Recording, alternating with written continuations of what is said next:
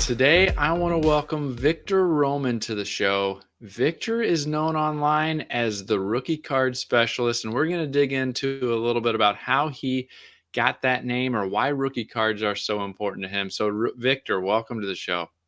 Mike, thanks for having me, man. I'm going to tell you something. I've been listening to your podcast now for quite some time. I consider you one of the primary pillars of the community as far as hobby content is concerned, and because of that, I'm honored to be here. Thanks for having me. No problem. I first came across you or learned of you through Dr. Beckett's show, actually. I believe you had a conversation with Dr. Beckett, got to hear a little bit about that. We're both now part of the Hobby News Daily group that contributes content to Hobby News Daily. We to meet for the first time face to face at the National this last summer. And so I love to highlight people who are creating content, and you've got a website that's specifically dedicated to the concept of a rookie card. And I wanted to start by digging in a little bit about that.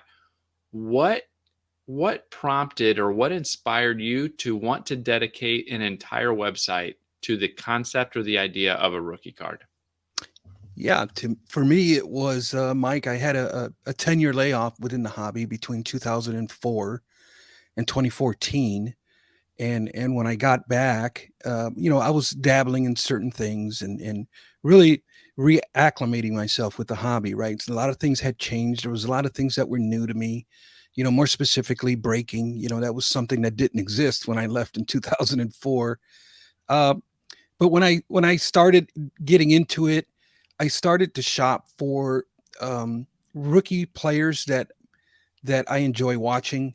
Right at that time, my beloved Chicago Cubs were, um, they were making a lot of noise as far as contending teams. So I went online and started shopping for rookie cards of Javier Baez and Chris Bryant and such. And I come to find out that you know there were so many cards on listed on eBay that were saying that they were rookie cards on the description, and I just really got confused because it seemed like everything in like a 4 to 5 year window was considered a rookie card, and I'm like, how can I know I've been gone a while, but I haven't been gone that long. How can a player have 4 or 5 years worth of rookie cards? And I was just really confused and it really got frustrated, and so I did notice an RC logo on some of the cards, but not all of the cards. So I got real curious and started doing homework on that, and what I found was as I dug in deeper into the rabbit hole, I found a lot of people that were kind of confused and frustrated just like I was. So that led me to really learn about this, and I needed an outlet, right? And so I created my website in 2016 is when I published my first article, and that became kind of my platform to kind of write my findings, what I've been finding out about this rookie card and how it's evolved.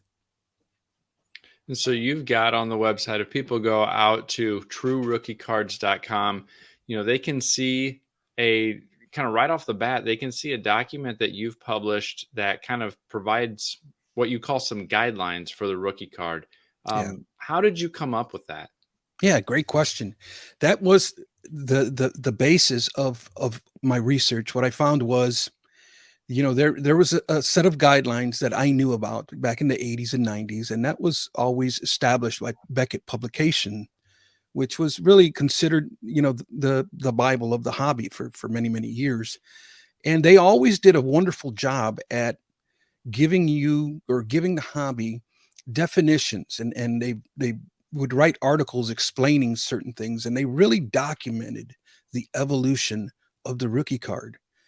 Well, once Dr. Beckett sold the company in 2005, and the Players Association kind of stepped in and gave their guidelines in 2006, it seems like the rookie card guidelines have been slowly and subtly just eradicated, or I call it forsaken. And so there's really no like document that is recording all of this. So what I've done was I taken the the the guidelines that we had in the 80s and 90s, and I resurrected those, right? I dusted them off, that kind of thing, and I found out that some of them are outdated, some of them are a little obsolete because the hobby has evolved, but some of them still carry some weight today. And so I held on to those. And then I grabbed the ones that the Players Association set out, and I kind of combined the two and made a document.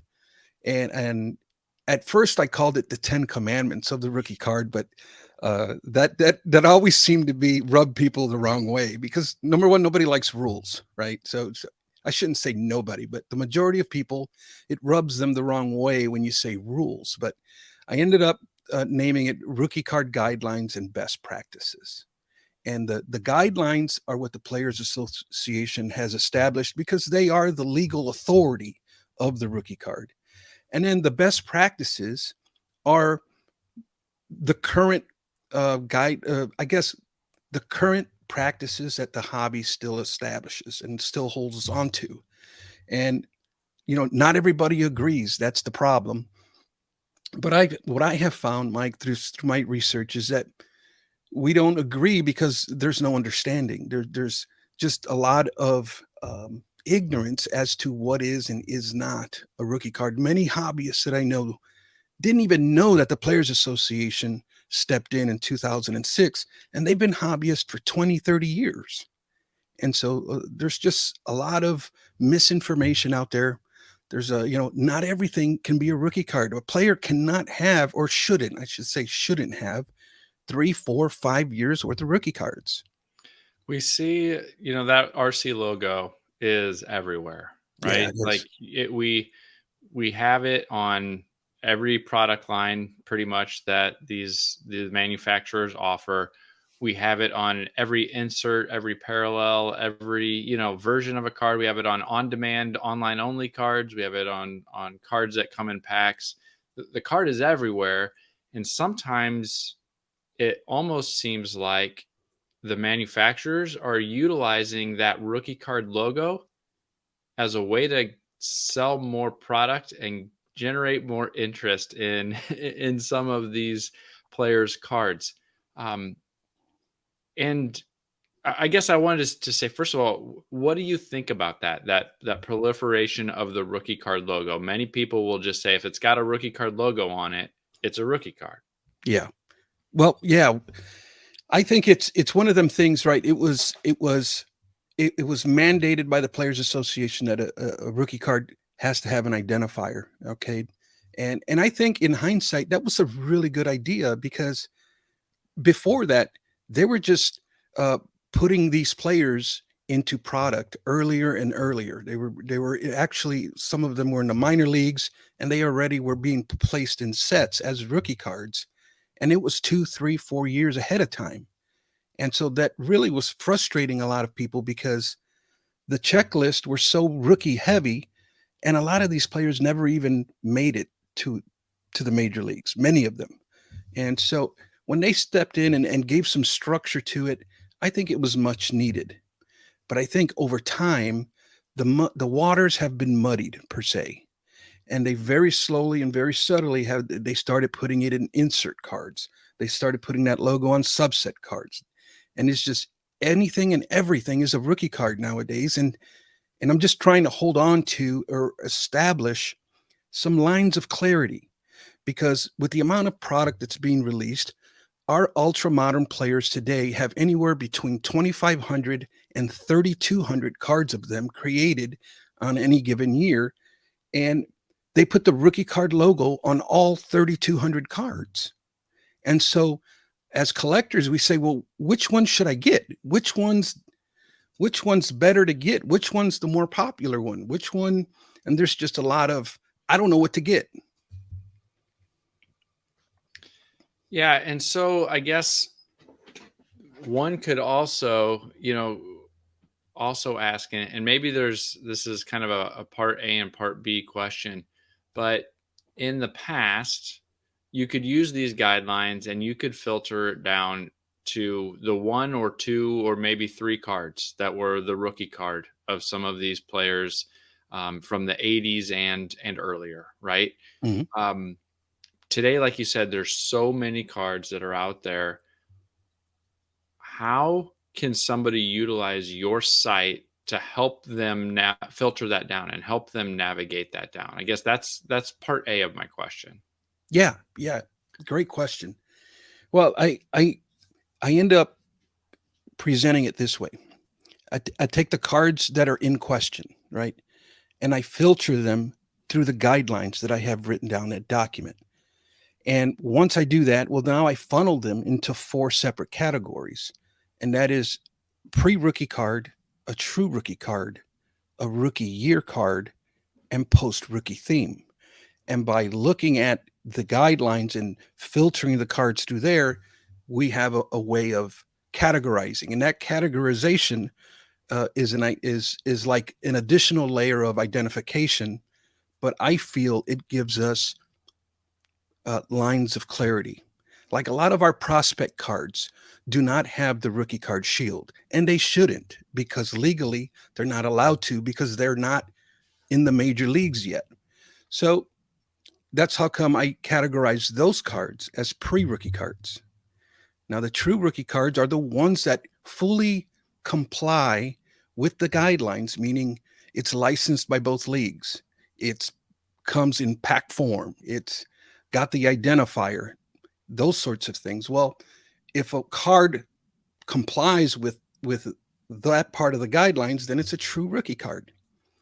But if it's a rookie year, that means it's a card that was released in the player's rookie year, but doesn't fully comply, like an insert card or a subset card.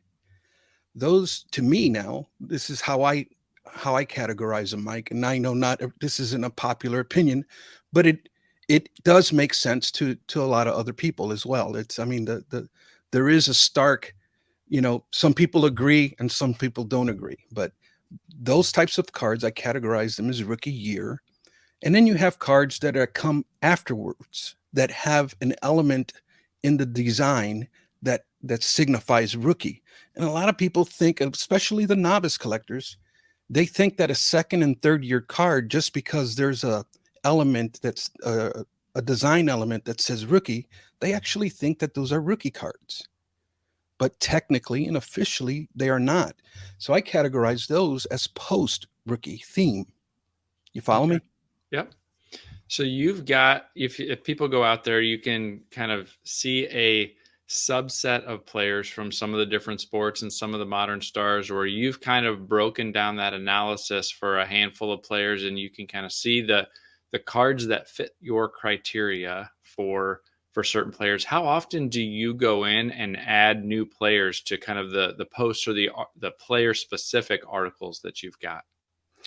Well, the articles I haven't posted an article in quite some time. I think the last one I did was Shohei Ohtani. But I do have written articles with full pictures and everything that you can see on certain players. I typically focus on Hall of Famers. That's just because of the passion that I have for collecting Hall of Fame rookie cards, and but there's plenty of articles on there.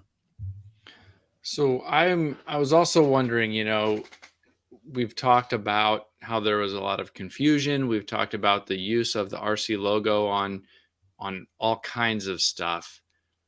And there seems to be not necessarily a widely accepted definition of a rookie card, right? Have you ever gotten the question, well, why does it matter?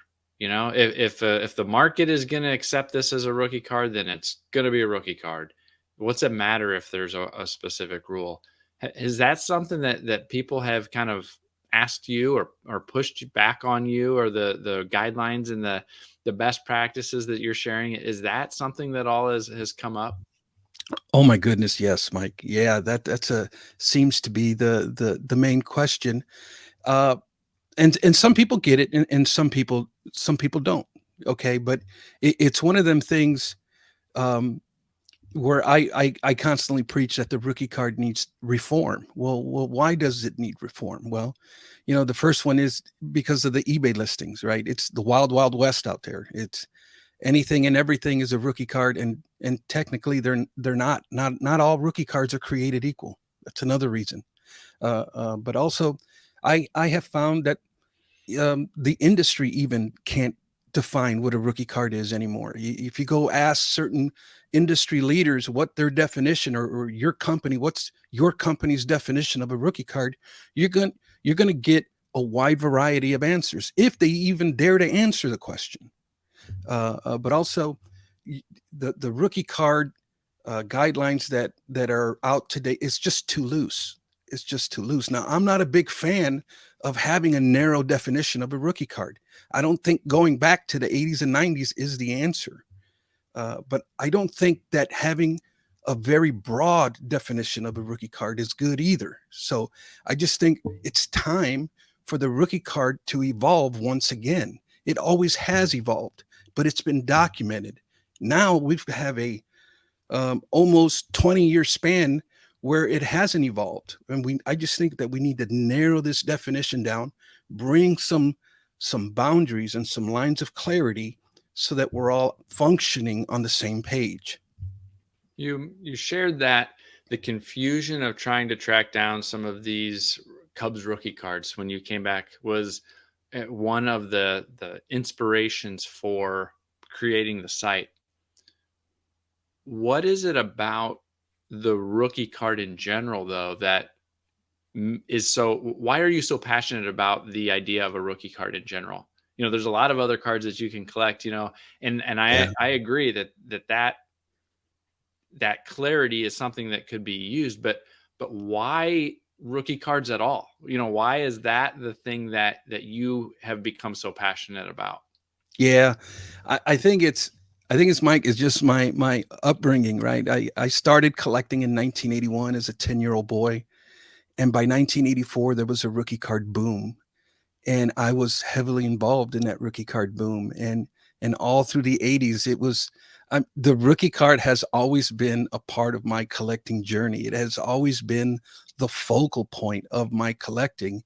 And when you look at the industry and the market today, the rookie card is, in my opinion, the most important card in the hobby today. The impact that the rookie card has is enormous, right? And if you look at Michael Jordan was once asked this: "Are you the greatest basketball player that has ever played the game?" And Michael's response was basically, "Listen, who the greatest is more for PR and more for show and more for debate, right?" But he went on to say that the way you can really tell who the greatest basketball player is what kind of impact did the player have in evolving the game. And so if we take that same concept and we ask the same question about the rookie card, right? The rookie card has been the most impactful card in the hobby today. The rookie card has can change someone's life if they pull something big enough, right? The rookie card is that's something that is beloved by every type of collector. We may not all like to collect rookie cards, but we can all agree that the rookie card has significance within the hobby. It's an important card, and we need to understand how it's evolved, and we need to understand, and I guess protect the sanctity of the rookie card, because right now it just seems like everything is muddied, everything is unclear, everything is, you know, um, it's up to whatever you think it is. That's what it is, and I just think that's I don't think that's right. Let's shift a little bit and talk a little bit about your collection. What does that collection look like for you now? What types of things or what sets are there? Just particular players? What's your collection look like? Yeah, I'm a big PSA set registry collector. I really love to put the set registries of a certain player's rookie cards, especially if that player has meant something to me. For example, Kobe Bryant. I have Kobe Bryant's set registry. Tim Duncan. Frank Thomas. I mean, you name it, the list goes on and on. But those are all players that really mean something to me. That's what I really like to collect. But again, the stuff that I like to collect, Mike, and another rub, right? Is that the base rookie card has been devalued. You don't see a lot of people posting a base rookie card on social media because that's not where all the excitement is, right? That's considered boring, right? Who collects base rookie cards? And the base rookie card in modern product, it's oh my goodness, it's like it's a garbage. It's a joke, you know. Like, why would you collect that? Why would you send a base rookie card in for grading? Oh my goodness. And that's just it's like that's my heart and soul right there, a base rookie card, you know? And you know, do you typically just outright buy the card you're looking for? Do you, you know, I know you mentioned you listen to some of my content. I'm a big proponent of a self-sustaining hobby where I will buy and sell cards to raise some profit to help cover the cost of the cards that I want to keep for my own collection. You know, what's your approach to your collection? Do you just kind of set money aside and buy what you're looking for, or do you do some of that buying and selling as well? Yeah, I've come into a agreement with my spouse as far as an allowance, you know, where I get a biweekly allowance for my card budget. But I started finding out that, you know, creating content is expensive, Mike. And you talk the cost of you know, a website, when you talk about StreamYard and you talk about all these other things, next thing you know, it's like, man, this is really eating a chunk out of my monthly card budget. And so I had to pivot a little bit, and I started to uh, you know, self-sustaining hobby, right? I had to kind of embrace that concept, and I started. At first, I started sending in a bunch of cards to get graded, but then I started, you know, I have a lot of inventory here, so I started learning on how to successfully create an eBay store, and listening to folks like yourself. You're very inspiring. Listening to Bo over at 1 Million Cubs Project, and just asking questions. And I've opened up my own eBay store in the last year, and I've been doing well. You know, I'm not I'm having I'm not becoming like a millionaire per se, but I am able to sustain my hobby, and it's been very, very helpful.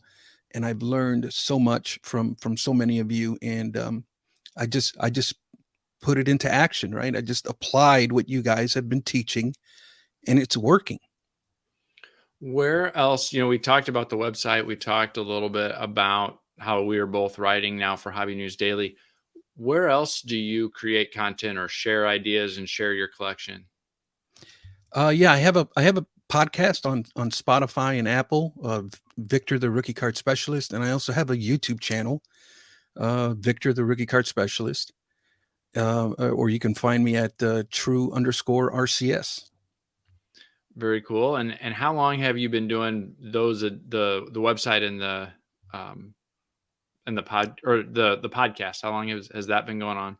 Yeah, the website I started in 2016, but you know, getting attention to a website, a hobby website, is very difficult in today's age. You know, I found if you're not affiliated with somebody, or if you're not part of a bigger venue, you're not going to get a lot of eyeballs on your articles. And I was wondering what to do or how to do it. And I finally took me like 3 years to work up enough courage to start a YouTube channel. And I started a YouTube channel in 2020, and I wanted to expand my reach a little bit. And with the help of John Newman, who kind of inspired me, I started a podcast in 2021. Very cool. Yeah, it's has the community of content creators been something that has added to your collecting experience? I know for me, the one aspect of creating the blog and then ultimately the podcast was that outlet to be able to share information. But as I started to do that and was able to start building connections and meeting other podcasters and meeting other bloggers and writers, the community of content creators has been something that's added so much more for me in my enjoyment of the hobby. I was curious if you experience the same thing or not. Oh, 100%, 100%. I've had so many positive interactions with so many people in the hobby, and it's through the content creation with YouTube. So many people are so inviting, so open for you to ask questions and that sort of thing. And I leaned on a couple of people to really get their take. Should I do this or shouldn't I? And I really chewed on it for several years. But it was the community that really was applauding for me to do it, and that's how I worked up enough nerve to actually get in front of the camera. It was actually a little nerve wracking, but we got past it. Very cool. Well, hey, I really appreciate you spending a few minutes today talking about your passion, the rookie card. We've mentioned a few of the different places throughout the conversation today, but just to kind of summarize everything for those out there listening, give us the rundown of where people can get in touch with you and find the stuff that you're creating if they want to learn more and see more about what you've got going on. Yeah, thanks, Mike. Yeah, if you go to any social media platform and do at true underscore RCS, I'll pop up. And then obviously my website, truerookiecards.com. Very cool. Well, thanks, Victor. I really appreciate you spending some time today. Thanks, Mike.